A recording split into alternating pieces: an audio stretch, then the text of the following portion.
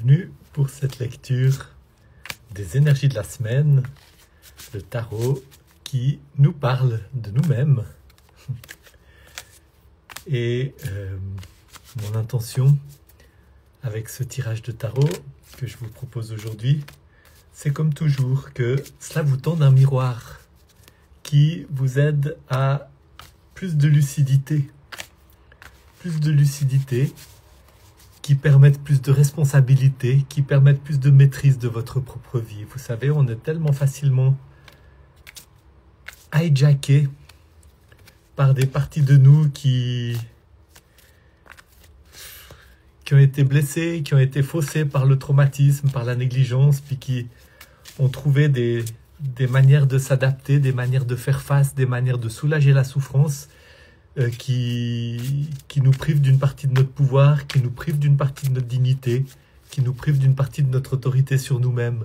Et on croit faire ce qu'on veut, puis en fait on est agi par des forces inconscientes. Et c'est pour ça que le travail d'introspection, le travail d'aller à la rencontre de nos ombres, le travail de guérison intérieure est si important. Donc je finis de mélanger le jeu.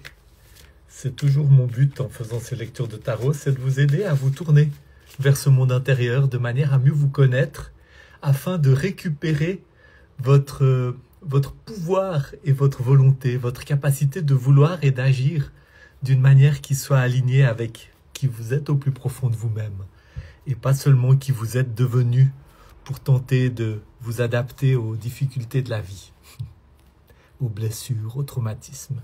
C'est aussi ça que nous explorons dans les ateliers du lundi soir, une fois par mois, sur l'intuition. Et le prochain aura lieu le 24 novembre.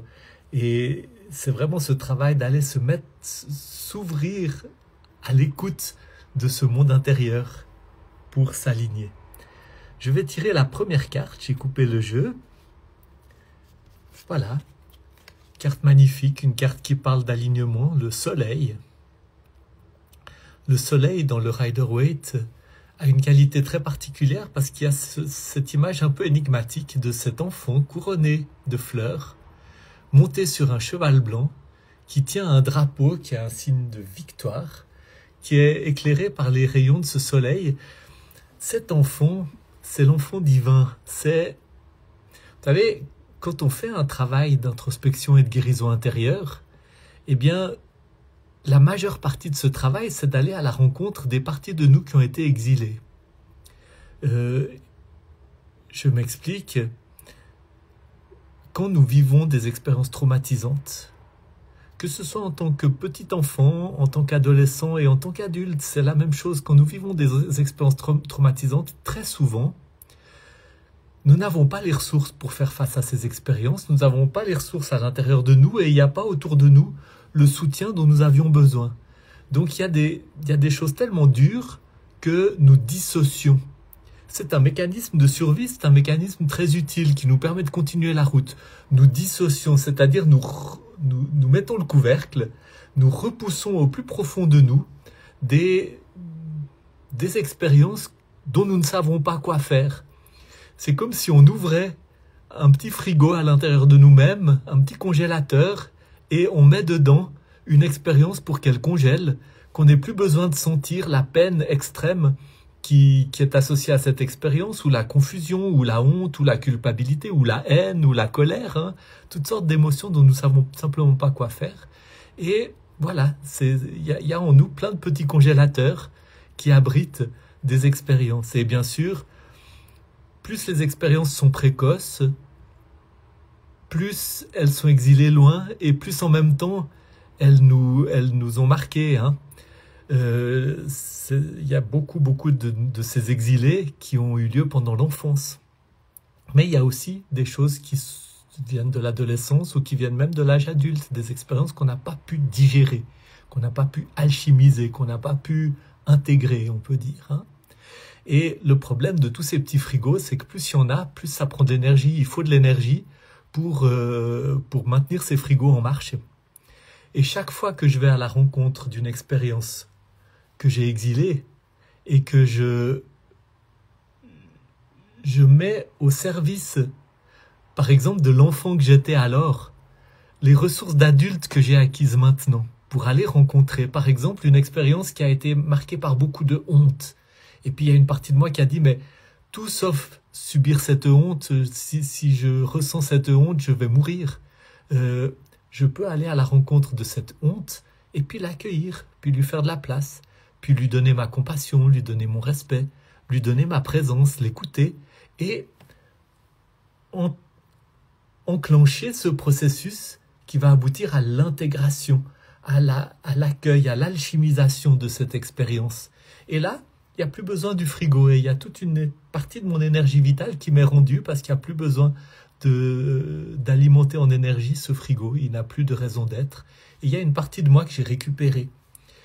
Quand je fais ce travail, longue histoire pour parler de cette carte, quand je fais ce travail, eh bien, il y a un enfant libre, un enfant lumineux, un enfant divin que je récupère. Je me reconnecte de plus en plus à cette partie de moi qui est l'enfant curieux, l'enfant joyeux, l'enfant qui part à la découverte du monde, l'enfant qui veut explorer et qui est porté par toute cette énergie vitale du cheval blanc et qui porte aussi ce drapeau de fierté, de triomphe, parce qu'il y a vraiment une initiation qui a eu lieu quand j'ai accueilli une partie de moi.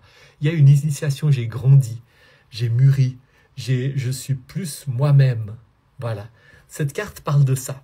Cette carte parle de ce travail intérieur qui permet de vivre sur cette terre des vivants, éclairée par un soleil magnifique, par un soleil radieux. C'est une carte de bénédiction, c'est une carte de joie de vivre, c'est une carte de floraison, c'est une carte d'énergie vitale et elle est extrêmement liée à ce travail. Donc c'est ce que je vous souhaite. Et pour cela, eh bien, continuez, persévérez dans votre travail d'aller accueillir tout ce qui en vous a besoin d'être accueilli. Et il y a en chacun de nous des parties qui ont encore besoin d'être accueillies. Une belle carte pour ce dimanche qui puisse vous inspirer, vous encourager et peut-être vous donner envie de vous joindre à moi lundi 24 novembre pour cet atelier de méditation thérapeutique et d'exploration de ce monde intérieur et d'exploration de notre intuition qui nous aide à faire ce chemin pour aller à la rencontre de nous-mêmes. Deuxième carte, un autre arcane majeur, le battleur. Dans les pays anglo-saxons, c'est le hiérophante, c'est le prêtre, c'est le magicien plutôt le magicien. Et deux arcanes majeurs, donc c'est un message fort.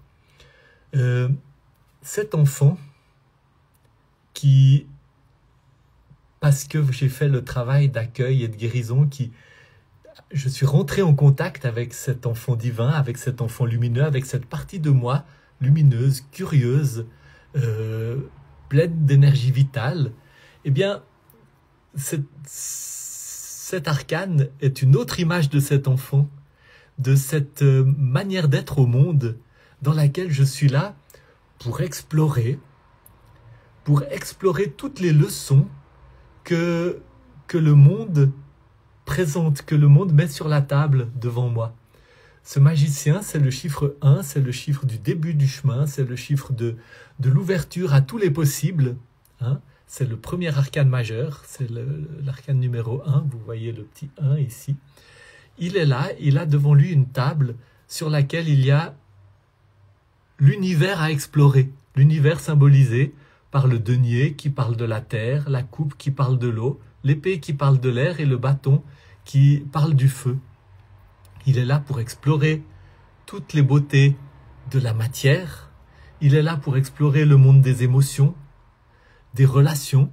Il est là pour explorer toute la partie de l'air qui est la pensée, la parole. Et puis il est là pour découvrir toute la puissance de la volonté, l'énergie vitale. Et c'est un magicien parce qu'en faisant ça, eh bien, il fait descendre dans la réalité concrète, dans son existence, les énergies d'en haut, les énergies de qui nous sommes au plus profond de nous, les énergies du ciel, qui ne sont pas quelque chose d'extérieur à nous, qui est quelque chose que nous portons en nous, mais que si souvent nous avons oublié, dont nous avons oublié l'accès. Et puis voyons où ça nous mène, ces deux cartes très fortes. Ah, le 7 de denier. Le 7 de denier, vous voyez cette carte, cet homme, il a travaillé sur sa vigne. Ça, c'est une vigne, ou en tout cas, c'est une plante, mais ça ressemble à une vigne. Il a travaillé sur sa vigne, il est là, il s'appuie sur son outil, et il contemple le travail qu'il a accompli. C'est pas encore le moment de la récolte, c'est encore le moment de la patience, il y a une certaine fatigue, il y a aussi une incertitude, mais c'est le moment en fait où on attend que le fruit du travail se manifeste. Tout le travail a été fait, peut-être qu'il y a encore du travail à faire, mais la récolte est là, elle est prometteuse. Vous la voyez déjà, elle est déjà sur l'arbre.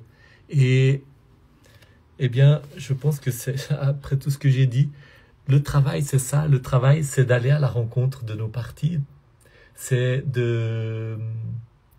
d'aller débrancher les frigos et d'accueillir tout ce qu'on avait mis dedans. C'est de donner de la place en nous à cet enfant divin, lumineux, cette partie de nous qui est pleine de curiosité, qui part à l'exploration du monde, qui est pleine de promesses. C'est ce travail du magicien qui va explorer tout ce qui est devant lui, tout ce qui est sur sa table. Il y a tellement de leçons à tirer de notre existence terrestre, hein, de ce qui se présente à nous jour après jour, en termes de relations, en termes d'émotions à accueillir, à écouter, en termes de tout ce que ça représente, d'être là dans la matière, dans un corps, tellement de choses à voir, à expérimenter, à toucher, à goûter, tellement de choses à explorer avec le monde de nos pensées. Et puis, tellement de choses quand il s'agit de retrouver le sens profond, la beauté, la puissance de notre énergie vitale et de notre volonté. Et cet homme, il fait ce travail. Et c'est un travail patient, c'est un travail quotidien, c'est pas un travail forcément glamour.